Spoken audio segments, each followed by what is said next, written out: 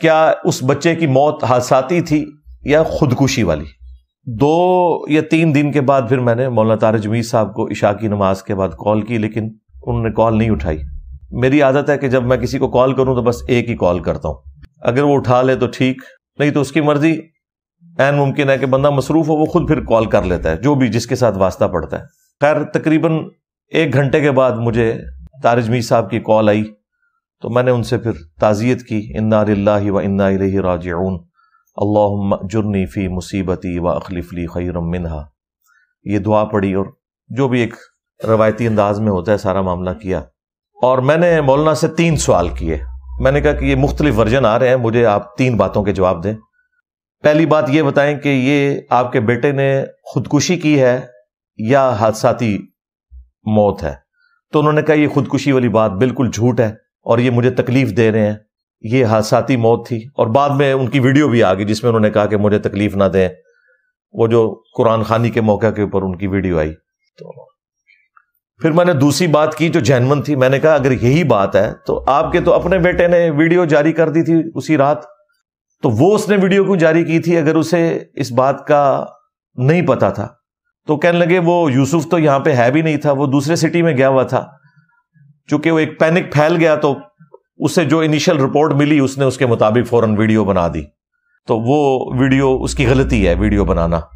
اس کو فوراً بنانی پڑی، اس میں اس سے مس ہینڈلنگ ہوگی، کیونکہ واقع پہ تو نہ وہ موجود تھا نہ میں موجود تھا، وہ تو اس کا ایک کزن ہی تھا، عارفین، جو ان کے چچا کا بیٹا ہے، طارق جمیل صاحب کے چھوٹے بھائی کا بیٹا جو ڈاکٹر ہے، تو وہ پاس موجود تھا، اور ایگزیکٹلی اس وقت وہ پاس موجود تھا، اس کی طرف دیکھ نہیں رہا تھا لیکن اسی پریمیسز میں موجود تھا۔ اس نے بعد میں اردو پوائنٹ کے اوپر اپنا انٹرویو بھی ریکارڈ کروایا۔ تو کہتے ہیں کہ یہ بات جو ہے نا وہ اس سے مس ہینڈلنگ ہوئی ہے۔ پھر میں نے تیسری بات ان سے یہ پوچھی کہ اگر آپ کو یہ پتا تھا کہ وہ ڈپریشن کا مریض ہے اور یہ سب کچھ ہے اور آپ کے سارے قریبی لوگوں کو پتا ہے، تو اس چیز کا تو کوئی تک نہیں بنتا کہ اگر اس نے پسٹل مانگی ہے تو وہ آپ کا گارڈ یا جو بھی تھا وہ اسے پسٹل پکڑا دیتا، جبکہ پتہ ہے کہ وہ اس طرح کی کوئی ایکٹیویٹی کر بھی سکتا ہے۔ کہتے ہیں آپ کی بات بالکل ٹھیک ہے، لیکن یہ کوئی پہلی دفعہ نہیں ہوا، اس سے پہلے بھی وہ خالی پسٹل اسے دیتے ہیں تو وہ کھیلتا رہتا ہے، چونکہ سارے اس کو ذرا ایک اسپیشل پروٹوکول، اسپیشل چائلڈ ہونے کی وجہ سے کرتے تھے۔ ویسے تو عمر اس کی آلموسٹ کوئی 36-37 کے قریب تھی، لیکن وہ بچپن سے ہی ایک خاص ذہنی مرض میں مبتلا تھا، لکھنا پڑھنا اس نے نہیں سیکھا، لیکن پاگل نہیں تھا، جس کو ہم کہتے ہیں نا پاگل، وہ نہیں تھا، ایک ڈپریشن کا مریض، آپ سمجھ لیں کہ یعنی ایک درمیان کی کنڈیشن میں۔ تو کہتے ہیں وہ پہلے بھی اس طرح کرتا تھا، بس وہ چیمبر میں ایک گولی پھنسی رہے گی تو وہ چل گئی۔ تو میں نے کہا مجھے بھی یہی لگتا ہے، اس کی وجہ یہ ہے کہ اگر اس نے یہ خودکشی کی ہوتی نا تو وہ کن پٹی پہ رکھ کے خودکشی کرتا، پھر وہ اتنے ہی اس نے زندگی کے سال اس ڈپریشن میں گزارے ہیں، ابھی آ کے اس نے خودکشی کو کرنی تھی، اسلحہ تو اس کے پاس پہلے بھی اویلیبل تھا۔ تو مجھے یہ بات یعنی ٹھیک لگی۔ اس کے باوجود اگر کوئی سمجھتا ہے کہ انہوں نے پردہ ڈالا ہے تو وہ اس کے اپنے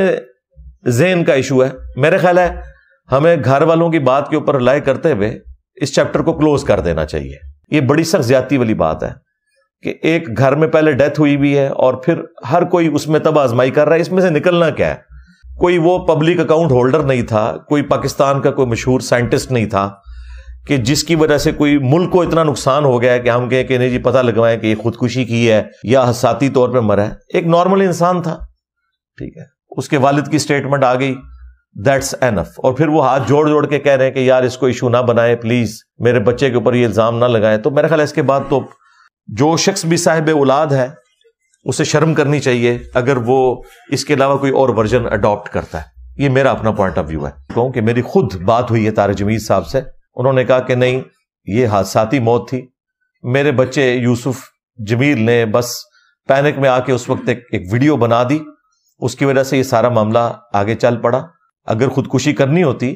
تو کن پٹی پہ مار کے کرتا، یہ سینے پہ جو گولی لگی اور ایکسیسو خون نکلنے کی وجہ سے وہ شہید ہو گیا، تو یہ حادثاتی طور پہ ہوا۔ ڈپریشن کا مریض بھی تھا اور وہ اکثر